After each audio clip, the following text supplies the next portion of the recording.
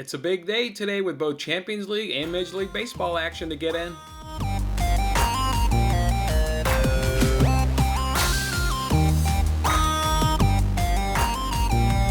Hey, what's going on, everybody? It's Jason Matters with Winning Bets. Thanks for jumping on in here with me today, the Tuesday edition here of Winning Bets. It's an action-packed show today as we've got Champions League action going on and we've got Major League Baseball action going on today as well. Before we get into that, let's make sure we recap yesterday's day. Yesterday's day that was profitable. We went 3-1-1 with plus 0.82 units right there. So just really good job there for us right there. We got in a live bet yesterday afternoon. That's where the action started off. We did Royals -1. By the time we made that bet, the fifth inning, or the top of the fifth inning, had just completed, and the Royals had scraped across another run to take a nice 3-2 lead in that game. So then at that point is when we go ahead and get in the live bet there. At that point in the game, the starters were essentially knocked out. They did, finish their inning there. And actually, Keller ended up going another inning, which was a little bit of a surprise there. But then that game was a bullpen game. And the bullpen advantage was heavily favored the Royals' advantage there with the bullpen. And they have the better offense. So thought that was a nice spot for us there to maybe squeak out a win. Unfortunately, the Royals just maintained their one-run advantage. So that bet ended up being a push there. We did end up getting the cash on our no-run first inning. We did that Marlins-Brewers. Boy, what a sweat that was. Corbin, but he had traffic on the base pass there, first and second, no outs, ended up wiggling up out of a jam. That was sweaty, extremely sweaty, but it brought home a nice cash for us there. And I did go ahead and look up the standings now. We're 14-9 on the season, so 14-9 on the no-run first innings there. The one trip up of the day was Yankees team total. Matt Harvey looked like the old Matt Harvey of way back in the day where he was, getting Cy Young love there for us. In fact, I was so upset that we didn't cash that bet. I had to look it up because Matt Harvey's been getting his ass kicked for years. The last time he had a quality start, you guys ready for this? His last quality start was April 28, 2019. He's been throwing up stinkers for nearly 2 years. And yet last night he wants to go out and throw a gem. We were bit by that one, which was really unfortunate because 2 years had gone by and he hadn't thrown up a quality start. So really unlucky there that he had a quality start. When we were fading him, so just brutal there. We did come back though in the NBA, got Lowry under 16.5 points, so that was nice. That was one over there by our friends over at OddsJam, another risk-free bet. Each side was at plus money. It's a no-brainer. Go ahead and put whatever much you want desired on it. I put enough on it to win $10, so that's how much I won from that bet. So I won $10 from Kyle Lowry going under 16.5 points, and then you add in the DraftKings crowns right there, which was half a unit. So that brings us up to 0.82 units.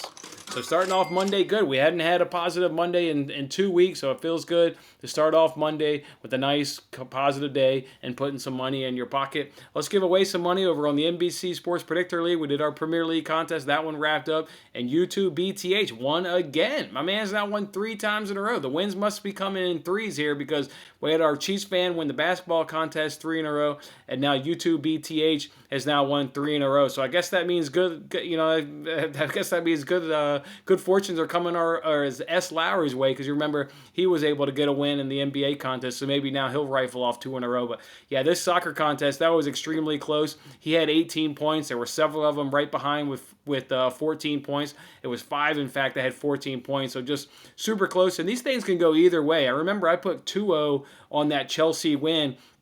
They had 2 opportunities in injury time. One was a 2-on-1 breakaway that they were unable to convert in a goal. Conte just kind of wasted that opportunity. And then Tammy Abraham had a header that he just couldn't quite get his head under or over the ball, and therefore he got it under the ball and it popped up over the net. So almost got 2 out. These things can go either way, so everybody's still in it each and every week. But good job to YouTube BTH, and because he beats me, he gets home an extra $5. So we'll go ahead and drop him $25. Congratulations.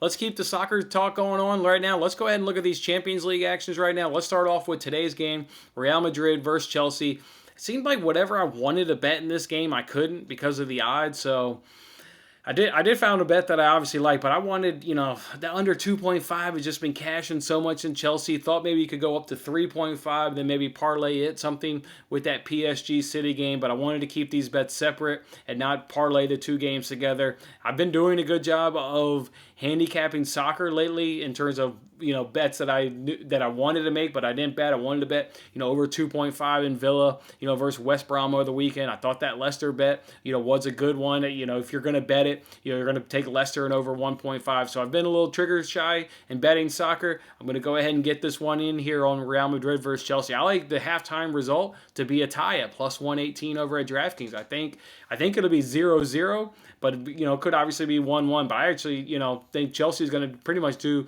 what they did against Atletico Madrid when they started off the first leg away from Stamford Bridge, where they just come out super defensively and they really don't want to get themselves in a hole. They want to get the game to the second half, where maybe then they can squeak out an away goal. You saw exactly how this script played out against Atletico. I think a very similar, script will play out here again in Madrid against Real right here. So I like the halftime result to be a draw against these two clubs. And again, that's plus 118 over at DraftKings. The other Champions League game, let me go ahead and give you guys this bet. It's for tomorrow. It's PSG versus City. I struggled with this matchup, to be honest. And I think large in part of why I struggled to maybe handicap this one was, I guess, maybe because my City bias, or maybe because my Premier League bias. I don't want to say all the City games, but I mean, they're so damn fun to watch, the way they possess the ball and the way they punish you. But then I think one of the best things I like about City is I love watching just how, when they don't have the ball, how they get you to turn it over so quickly and they regain possession. So yeah, I've probably seen damn near every City game this season. And then for PSG, really only watching when they're in Champions League. I've watched a couple of the League One games when we've had some bets on them, but so I think I struggle with this matchup because I favor City. It's just I watch City so much.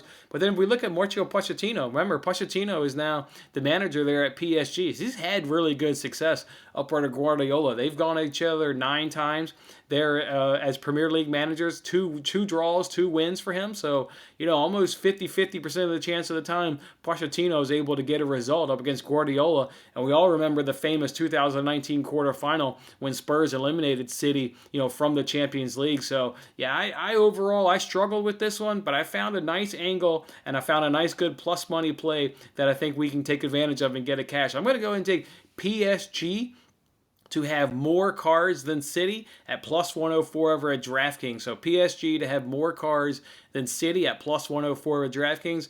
The reasons I like this is so far in the Champions League, both these teams have obviously played 10 games. PSG has 25 yellow cards and 2 red cards. City has only 12 yellow cards and no red cards. And so far in League One and in Premier League, they played roughly the same amount of games. PSG has 66 yellow cards and 6 red cards, while City only has 37 yellows and 1 red. So you can see whether it's playing in the Champions League or playing in their each domestic league, PSG has almost twice as many yellow cards as City does. And I think we can win this bet regardless of how this game plays out. If this game plays out with City dominating and City having the ball like they do against a lot of their matchups and really just punishing their opponents, then at some point, PSG will just get frustrated. We've obviously just given you the stats there. They have a knack for committing fouls and getting yellow cards. So I think even if a City dominated game, we can get a cash. And if this game's open and played really competitively, I think that's how PSG normally plays their games. And we see that just by the amount of cards that PSG gets, that I think we can get a cash in there. So I'm not worried with how this game unfolds. I think at the end of the day, PSG will have more cards than City, and give me that bet at plus 104 over at DraftKings. All right, let's transition now into baseball. I've got 2 bets for you, and then one I'm going to give you guys a little bit later on Twitter. The 2 I'm going to give for you here is I'm going to do a Padres White Sox Moneyline Parlay at plus 131 over a points bet. If we're looking for the Padres here, the Padres have the better offense and the better bullpen than the Diamondbacks here. So obviously I love that the Padres have both of the advantages there. Then turns from a starting pitcher, we've got Kelly on the mound for Paddock. We know Kelly. Kelly was a starter in that Cincinnati Reds game where we cashed our team total. Kelly has 19 runs and 21 innings pitched. And Paddock has 14 runs in 18 innings, but only 7 of those are earned runs. He's really been bit by some bad defense. So if he can just get a good defensive game, we have the starting pitching advantage. And also Kelly's opponent's batting average is .329, where Paddock is .247. So yeah, Paddock may have been giving up runs so far this season, but if we can get a good defensive game from his infielders and outfielders, we should get a nice, good starting advantage to go along with our hitting advantage and our bullpen advantage. So like the Padres to beat the Diamondbacks. And then I got them parlay with the White Sox. Look, the White Sox have the better offense. They have the better bullpens. And they had the better starter with Giolito on the mound, so don't overthink that one. That was an easy one to drop in this parlay. So White Sox Padres at plus 131 to me over at PointsBet.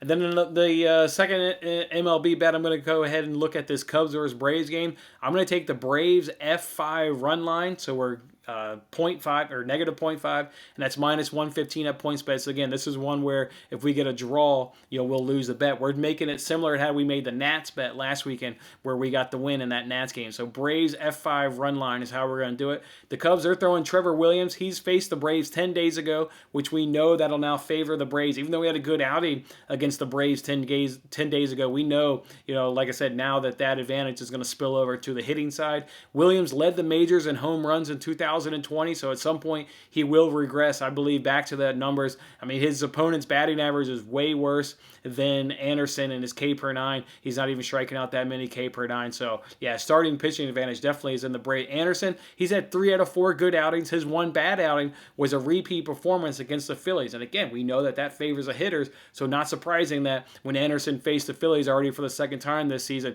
he was able to get hit around pretty hard. So don't expect that.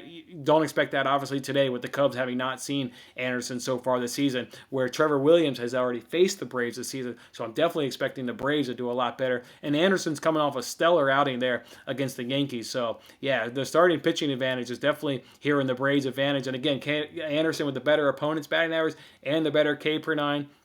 In terms of offense, I mean, the Braves have a better offense, albeit it's slightly, but if you do look across the numbers, the Braves are better, in hitting, on base percentage, slugging, what have you, all those categories. The Braves are slightly better than the Cubs. The thing I definitely like about the Cubs, or the Braves offense over the Cubs, is they're striking out 33 less times so far on the season. So I love teams that, put the ball on the bat and give themselves an opportunity to do some damage. And they've got a good pitcher on the mound to do damage against in Trevor Williams. So give me that Braves F5 money line at minus 115 over PointsBet. The bet I'm going to tweet out for you guys later is I'm going to definitely do a no-run first inning bet. You can do no-run first inning 2 ways. The one way we always do it, where we just say no run the first inning. The other way you can do it is you can pluck one of the 2 teams out and say, well, this team won't have a run and this team won't have a run. Obviously, your odds are a lot worse, so you got to do a parlay, but I'm okay with that. And the 3 pitchers I want to back today is I'm going to back Giolito to have no run the first inning, so I'm going to fade the Tigers.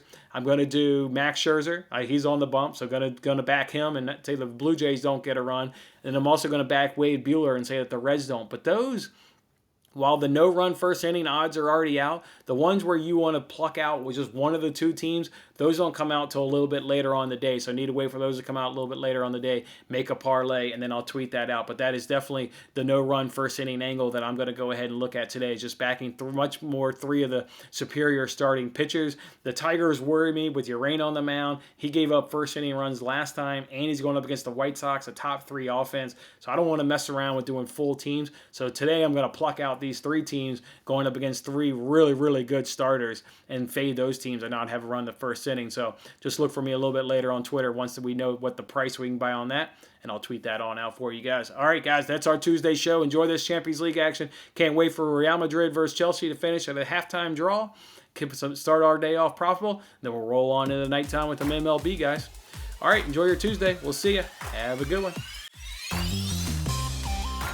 Thanks for watching this episode of Winning Bets. I'm Jason Mattis. I'll see you again when we are celebrating the wins and making more winning bets. Don't forget to like, comment, share, and subscribe for more winning bets.